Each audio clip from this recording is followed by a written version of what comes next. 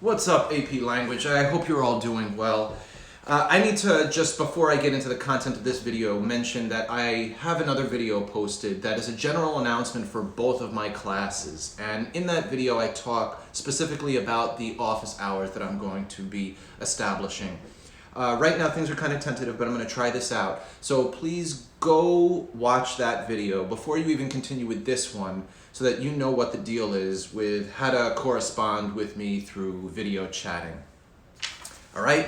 Now, if you watch that, let's get into this. First, I need to talk specifically about the AP exam. My knowledge is not complete and things are still being released as far as details go from the College Board, but it's my understanding that they are going to offer 2 separate dates for the AP exam. There will be an earlier date and a later date, and I think it's going to be your decision which date you choose to take the test. It's also my understanding that they are going to condense the test. I think they might even be getting rid of the multiple choice portion of the exam, and it seems like it might be just a 45-minute test. At least that's what I've read. There is still incomplete information when it comes to the AP language exam, and it says to wait until the first week of April for more information. So I'm eagerly waiting for that. I need to know a little bit more. But yeah, so as of now, we're waiting until the beginning of April to learn more. I think it's going to be an at-home test. It'll be kind of like a 45-minute type of assignment and probably an essay. You're going to take a picture of what you have written and submit it that way. They might be doing away with the multiple choice for this test, and I'll let you know more as soon as I know more. All right? So let's talk about what we are going to be focusing on today. Today's going to be kind of like a mini lesson. It's not going to be as in-depth as my other lesson. In particular, we're going to be focusing on the introduction for the rhetorical analysis essay. So we annotated our Benjamin Banneker passage. We have all our notes. We have an idea of what we could talk about in our essay. And now we kind of just have to dive in. And I figure that what I'll do today is I'll show you kind of an approach or a strategy for writing an effective introduction. And I'll kind of walk you through that. Now, just so you know, coming up, we're going to be analyzing some sample essays for this particular rhetorical analysis passage, the Benjamin Banneker one. And you'll probably do like an evaluation write-up for it, you know, those evaluation sheets that I have you do for sample essays. So just be ready for that. All right, so let's get into it. When it comes to the introduction, there are a few basic things that I teach my students. And I think I'm going to take you down to the tabletop view so that I can show you my notes here. Let's do that. Rhetorical Analysis, Benjamin Banneker, planning the introduction. So just some things that we need to keep in mind. Remember what I've taught you before, that we need to come up with an opening sentence that is, first and foremost, that is interesting. It should grab your reader's attention and at the same time introduce the topic. Not only that, it should also be, to a certain extent, engaging. Nothing that's ho-hum, nothing that's too general, nothing that's, starting with, in today's society, right? Maybe something that is actually original. It also needs to be kind of broad in its scope. And when I say broad in its scope, in other words, you're looking at the bigger picture, and you might want to return to that as you get later on, like into your conclusion, right? We can, for example, when I say the broader picture, let's say they're asking you an argument essay or, about a local issue. So a local issue is, right, it's very focused, but then you take a look at the broader picture. How does it apply to the nation or to the world? So it's broad in its scope, yet it's still focused on the topic. And we're always striving to be kind of profound in our opening, and it also needs to be focused and potent. So as far as the opening sentence goes, these are the things that we are striving for. No, you might not be able to hit each of these up, and we're always doing our best, and we have to keep in mind that things are timed, so we're rushing, but we are striving for an opening sentence that's interesting, engaging, broad, yet focused, profound, and potent.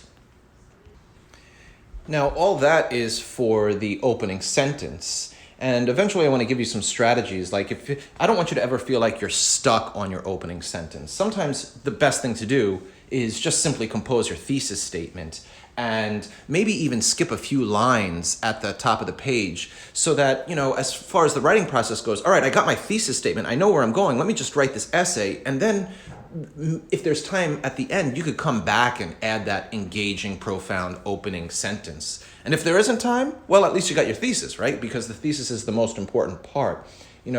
What we're going to be working from a perspective where you're rushing, but we're also going to try to explain, like, look, even though you're rushing, it might be ideal for you. So we want to consider what the paragraph would look like, your opening paragraph would look like if it were perfect. So your thesis statement, there are a few things that I want you to always keep in mind and strive for this. Remember, I really think that using a through or by sentence, if you start your thesis statement with a through sentence or a by sentence, the structure is just going to be what they're looking for. So consider that, and I'll give you an example a little bit later. And obviously, as you know, we're looking for 3 specific strategies, devices, or elements that go within that thesis statement. Now, remember, I've said this before, that sometimes, by trying to cram all 3 of those into that one sentence, it seems like it's just too wordy, there's too much going on. That's okay. You can always just add 2, and then in the next sentence, you can add another device, somehow word that in. And we always need to also make sure that the thesis statement is articulating the author's specific purpose. So it's through blank, blank, and blank, Benjamin Banneker blank, or by blank, blank, and blank, Benjamin Banneker forces Jefferson to consider blank, right? Okay, so I hope that makes sense. Now, I want to model the thinking or planning process kind of out loud. And when I read this passage, one of the things that stands out to me is the serious irony or paradox that goes along with a country that is founded supposedly on values like freedom, right? Equality, liberty, justice for all. And yet, at the very same time that those founding principles were being penned into the founding documents, the nation was being built on the backs of slaves. I mean, talk about a paradox, talk about a horrific irony. So can I put that into my opening sentence? I think that that's one thing that would really show that, all right, I get it. From the very opening sentence, I get this. I'm trying to think of another thing that I could possibly, use as an opening. Maybe something along the lines of, even great thinkers have the potential to be inconsistent, right? Hypocritical. And sometimes it's the wisdom or the sound logic of others, in this case Benjamin Banneker, that help us understand our own inconsistencies. I don't know. I'm just throwing out ideas, right? So I've got these 2 things playing around in my mind. And I think I have a decent amount when it comes to my rhetorical strategies. I definitely want to talk about just how sound Banneker's logic is. You pen these words, and yet we're in a nation that enslaves people, right? But he's pointing out the inconsistencies in the logic there. So, maybe that's one of my appeals. Of course, if I'm going to be talking about logical appeals, I might as well get into some emotional or religious appeals. I could throw those in there too. Definitely rhetorical appeals are at play in this passage. So I want that to be one of my strategies, one of my main body paragraphs. What else? Well, as we spoke about the other day, the tone, right? the way that Banneker manages to kind of balance both a critical tone and a respectful tone. A tone that is respectful enough to not turn off or alienate Jefferson, that actually invites Jefferson to consider what he has to say, right? Yet at the same time being pretty critical. I think I'm going to want to talk about that too. That leaves me the ability to focus on the word sir and to point to things that are both in the letter that kind of give Jefferson the benefit of the doubt, but also call him to task. So tone, I think I'm going to have that as one of my devices. What else? I don't know. I don't want to choose one that you might choose. Maybe I am choosing ones that you would choose, but there's a lot in there. So, you could take one of these. You could come up with your own. But what about just the antithesis in the passage? We found these words that are just, that he uses at the beginning of the paragraph and then later on in the paragraph that are completely they're opposing or contradictory concepts, right? Intentionally, they contrast. I shouldn't say contradictory. They contrast with each other. So, we went over the examples the other day, but I think those would be my three strategies. So it would be, logical appeals, relatable logical appeals, balancing a respectful tone with a critical tone, and perhaps antithetical concepts and words that he inserts throughout the passage. All right? So I've kind of got some ideas, and I want to show you how those ideas turn into an introduction. Here's just some of my notes, right? I point out the irony, paradox. I kind of want to throw that probably into my opening sentence. And then I've got the sound and relatable logical appeals, balancing a respectful tone with a critical tone, and antithetical concepts and words. Let's turn this into an introductory paragraph. So I had my notes together, I gathered my thoughts, I spent about 5 minutes composing an introduction, and I want us to take a look at it. Let's take a closer look at it. A little bit closer. All right, that's good. I'll just read it out loud, and you should read along. Sometimes we need the logic and wisdom of others in order to see our own inconsistencies. It is a tragic paradox that a nation founded on equality, liberty, and justice for all had, both during and after its founding documents were penned, individuals who suffered under the institution of slavery. To what extent did our founding fathers grasp this irony? This blatant contradiction of values is the focus of Benjamin Banneker's letter to Thomas Jefferson. By providing Jefferson with sound and relatable logical appeals, by balancing a respectful tone with a critical tone, and by offering antithetical concepts and words, Banneker forces Jefferson to see the unfortunate irony of a nation established upon the ideal of freedom and the horror of slavery. The main thing here is that we adopt this type of a strategy for any passage they throw at us for rhetorical analysis, right? It could be a letter from Jefferson to Banneker, and we could still use this same type of approach, right? It could be anything.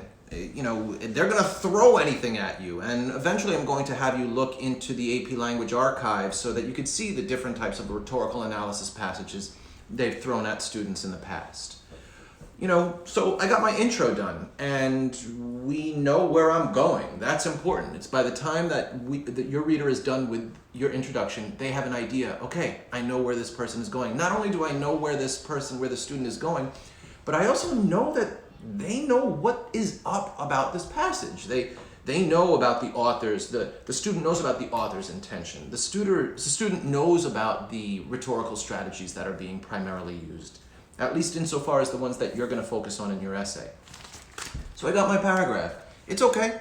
I think it'll do. I'm not super proud of it, right? There are some things that could be better, but I'm ready to start writing my essay. My first body paragraph is going to be about appeals, in particular logical appeals. But don't forget, You know, if I wanted to open it up to religious or emotional appeals, I could do that too. Remember, don't say that the author uses pathos. Tell us what emotion, right? You know, give us the emotion that they are appealing to. In this case, it could be fairness, nationalism, who knows, whatever, all right? So I'll be talking first in my first body paragraph about the appeals, logical appeals in particular. Then I'm going to be getting into the tone. I don't know, maybe I should switch that around. Maybe I should be talking about the respectful tone first, so I could get into those sirs. And then talk about, in that same paragraph, the critical tone and how they're balanced. Remember, I used the phrase disarmingly respectful. I like looking at it that way. And last but not least, I'll be talking about those antithetical concepts and words, right? Which you could all take a closer look at. There's a lot there. So I hope that this is helpful to you. Now, as far as this essay and when it's due, I think that you should probably, today is Monday, March 23rd, 2020. I feel like, you know, we've done the annotation. I've shown you how to do the intro, some strategies for the intro. Just write it. You know, 40 minutes, get that thing written. And I would say that by Wednesday morning, I think that sounds right. That's probably a little bit too much time, but I'll take it. Wednesday morning, please submit it to me, the essay. And you can do that through images, right? You could just take a picture of your essay, each page, and submit it through Google Classroom. And once I get those, I'll know that you'll be ready to move on to the next step, which is evaluating some sample student essays. Who's got questions? Wish I could answer them through a YouTube video. If you ever have any questions during these YouTube videos, jot them down, and you never know, I might answer them toward the end of the video or somewhere in the middle of the video, but you could always shoot me a remind message. That's the best way. Again, if you did not yet hear my general announcement for both of my classes regarding my office hours, please watch that video. I'm going to try to have that go into effect tomorrow. I hope that you're all doing well. I hope that you're all staying safe. I hope that you're staying healthy. I hope that you are staying home. I hope that you're avoiding public places. And I hope that you're avoiding all gatherings, not just public gatherings, but gatherings in general. We have to keep in mind that sometimes we feel like, oh, it's okay to have a friend over, or oh, it's okay for us to go over to this, you know, family member's house, or it's okay to have, you know, an uncle come over to our house. But we have to keep in mind that this virus is very sneaky in the way that it spreads. From what I understand of the science, it's the asymptomatic individuals who have been infected who are actually the most contagious. They show no symptoms, they might feel no symptoms. And so, you know, you figure, okay, we could hang out with this person. But if they were at the supermarket like 3 days ago, that's a problem. And we want to keep that in mind. We want to approach things as if it's possible for us to spread it to anybody, and it's also possible for us to contract it from anybody. So the very best thing that you could do for yourself, for your loved ones, for the nation, for the world right now is just stay put. Stay in your house. Okay? All right. See you in the next one. And maybe I'll see some of you during my office hours. That'll be good. Take care. Stay safe. Stay healthy.